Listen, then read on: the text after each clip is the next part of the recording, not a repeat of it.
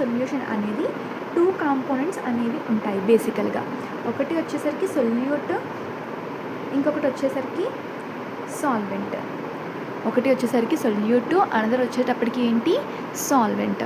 For in case solute అంటే ఏంటి అంటే మెయిన్లీ సొల్యూట్ అనేది సొల్యూషన్లో most of the cases the quantity అనేది వెరీ లెస్ క్వాంటిటీ అనేది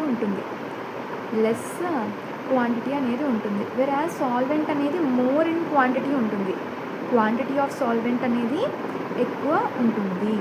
వెరాజ్ ఇక్కడ సొల్యూట్ ఫిజికల్ స్టేట్ అండ్ అట్లనే సొల్యూషన్ ఫిజికల్ స్టేట్ అనేది చూసుకుంటే అది might same might not be same.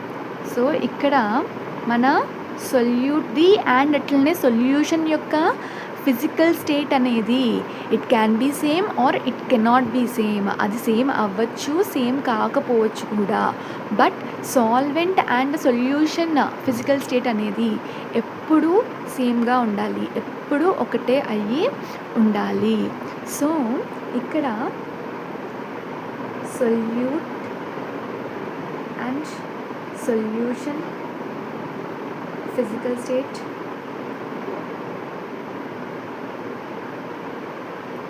may or may not be same. But ఇక్కడ మనం చూసుకుంటే సాల్వెంట్ అండ్ సొల్యూషన్ యొక్క ఫిజికల్ స్టేట్ అనేది ఇట్ షుడ్ బీ సేమ్. వాటి యొక్క ఫిజికల్ స్టేట్స్ అనేవి ఖచ్చితంగా సేమ్ అయ్యి ఉండాలి. అండ్ అట్లనే మనకి ఒకే ఒక్క సొల్యూషన్లో 1 solute and 1 solvent components gives binary solutions.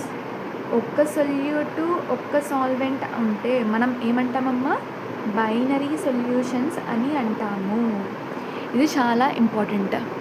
So వీటి గురించి మెయిన్లీ సొల్యూషన్ అని చూసుకుంటే మనకి ఫర్ ఇన్ కేస్ ఇన్ సొల్యూషన్లో సొల్యూట్ అనేది ఎన్ని గ్రామ్స్ ఉంది అండ్ అలాగే ఎంత కాన్సన్ట్రేషన్ ఉంది అనేది మనం డిటర్మైన్ చేయాలి అంటే ఇక్కడ మనం కాన్సన్ట్రేషన్ టర్మ్స్ గురించి నేర్చుకోవాలి. ఫస్ట్ బేసిక్ థింగ్ ఏం నేర్చుకోవాలి మనం, ఇక్కడ కాన్సన్ట్రేషన్ టర్మ్స్ గురించి నేర్చుకోవాలి. ఇక్కడ కాన్సన్ట్రేషన్ టర్మ్స్ వచ్చేసరికి మెయిన్లీ మనం ఇవి 11th class some basic concepts of కెమిస్ట్రీలో కూడా నేర్చుకుంటామమ్మా. లాస్ట్ హాఫ్లో మోల్ కాన్సెప్ట్లో మనం నేర్చుకుంటాము.